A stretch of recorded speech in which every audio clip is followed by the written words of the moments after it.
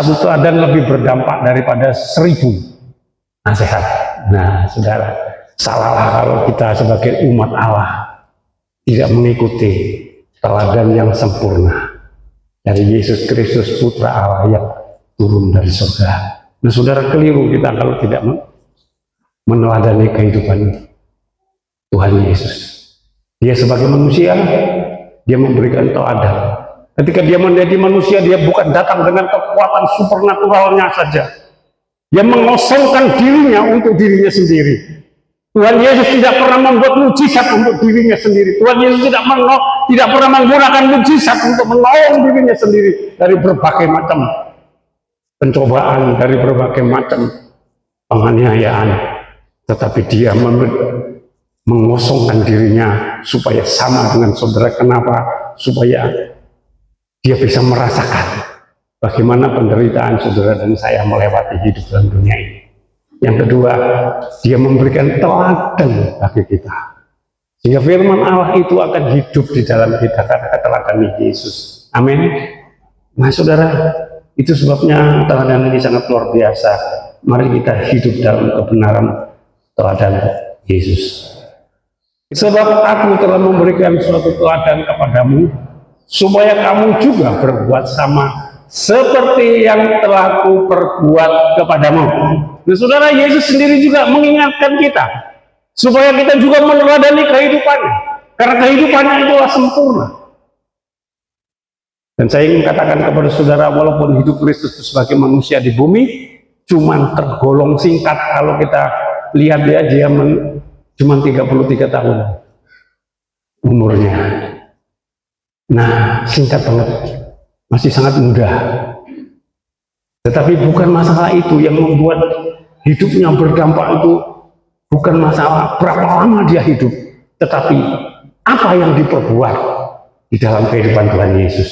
Itulah yang merupakan sesuatu yang luar biasa. Kebaikan, berbuat baik itu merupakan gaya hidup, bukan merupakan sesuatu yang dipaksa-paksa dalam diri kita, bukan sesuatu yang mau ditunjukkan. Kalau Yesus mungkin saudara berpikir gini, ya Pak Paulus, Yesus itu Allah yang turun dari surga. Ya, oke. Tapi kalau Yusuf itu manusia biasa, orang muda yang tidak pernah tahu bahwa kehidupannya akan mengalami banyak masalah dalam kedepannya. Ketika dia masih mengikuti ayahnya, mungkin masalah itu tidak pernah datang. Tapi sebentar setelah itu, masalah itu datang lama di dalam kehidupannya. Dan Yusuf juga mengalami banyak penderitaan. Saya mulai melihat, ya, walaupun Yusuf itu memiliki kesempatan untuk membalas kejahatan saudara-saudaranya, tapi Yusuf memilih membalas enggak? Enggak. Itu saudara yang luar biasa. Yusuf saat itu punya kekuatan untuk membalas kejahatan saudara-saudaranya, tetapi Yusuf tidak mau melakukan. Itu yang membuat saya terkagum-kagum padanya. Kalau kita mau membalas tapi tidak punya kekuatan membalas, dan kita tidak membalas, itu tidak hebat, saudara. Tetapi kalau kita punya kemampuan, tetapi kita tidak melakukannya, itulah luar biasa. Dan anak-anak Tuhan bisa melakukannya kalau mau. Satu ketika Daud memiliki kesempatan untuk membunuh Saul, tetapi apakah salah? Apakah Daud melakukannya? Tidak, ternyata Daud tidak melakukan pembalasan. Yang ketiga, dalam perjanjian lama, Daniel. Saudara tahu Daniel ini musuh-musuh politiknya telah membawa Daniel, menjerumuskan Daniel masuk dalam gua singa. Sangat berbahaya. Mungkin sakit hati Daniel. Tapi apakah Daniel membalas? Enggak. Siapa yang membalas? Tuhan yang membuat pembalasannya. Daniel tidak melakukan pembalasan, saudara. Jadi saya memikir kembali, kalau dipikir-pikir tindakan balas-membalas itu, saya mau mikir dengan bagus, tidak pernah menyelesaikan masalah, saudara. Karena apa? Ya sudah terus membalas terus. Nah, yang kedua, Yesus menyerahkan hidupnya dalam kontrol Allah. Maksudnya apa sih? Yuk kita baca.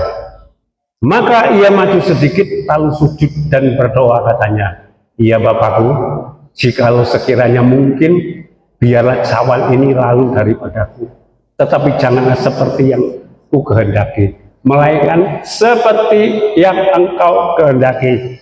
Oke, 42. Kita lompat ke 42. Lalu ia pergi untuk kedua kalinya dan berdoa. Katanya, ya Bapakku, jikalau cawan ini tidak mungkin lalu, kecuali apabila aku meminumnya, jadilah kehendakmu.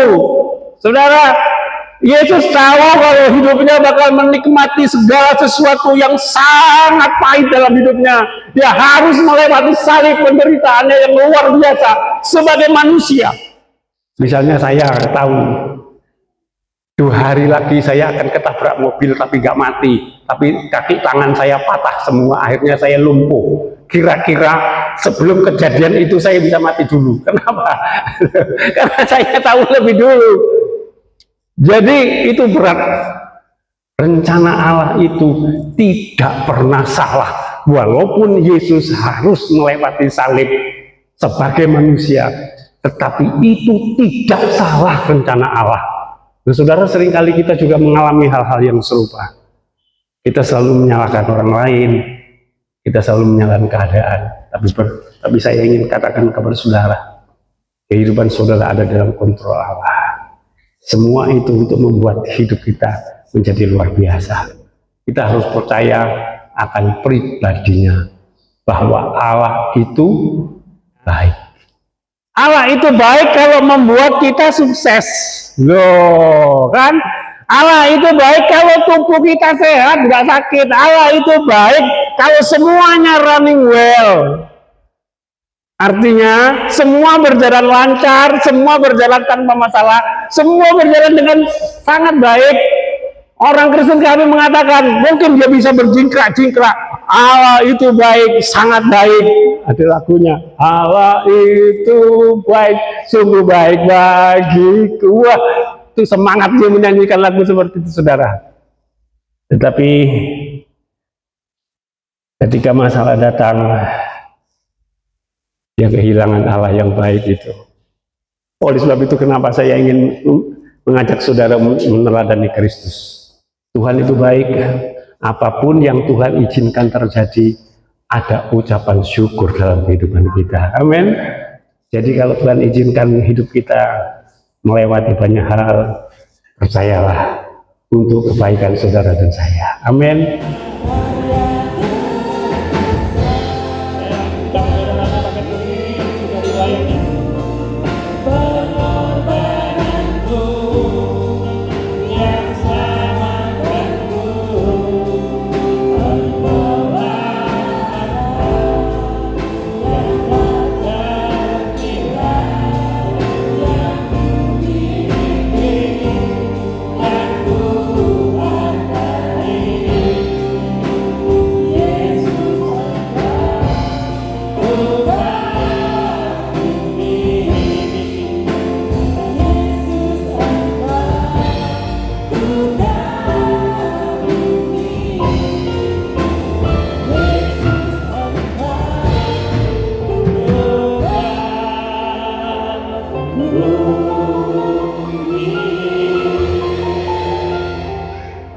Sekarang angkat roti di tangan kananmu, saya akan membaca ayatnya.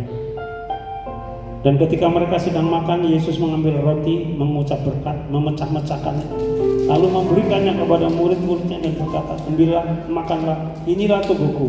Di dalam nama Tuhan Yesus kita makan. Sekarang cawan di tangan kananmu, saudara.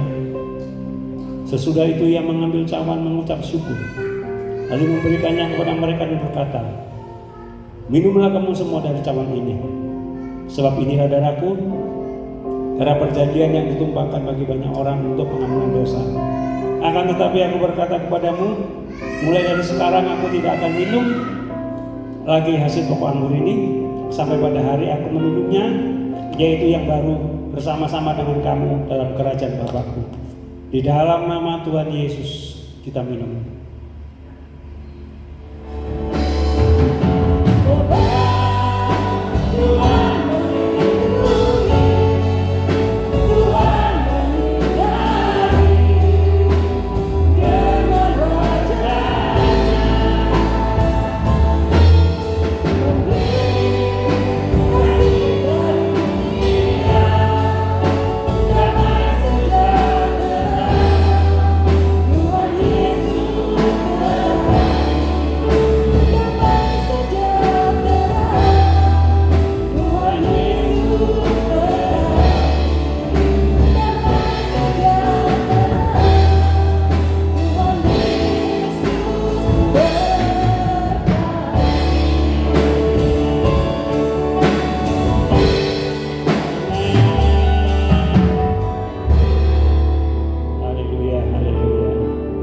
Sekarang angkatlah kedua tanganmu saudara.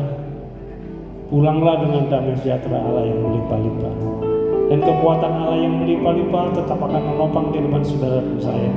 Dan berkat-berkat jasmani yang melimpah-limpah akan memelihara kehidupan saudara dan saya mulai hari ini sampai Maranatha. Semua ini kami terima dalam persekutuan dengan Allah Bapa dan Putra yang tunggal, Yesus Kristus Tuhan kita. Dan Roh Kudus menjamin saudara dan saya akan menikmati setiap janji-janji Allah. Di dalam nama Tuhan Yesus yang percaya boleh katakan amin.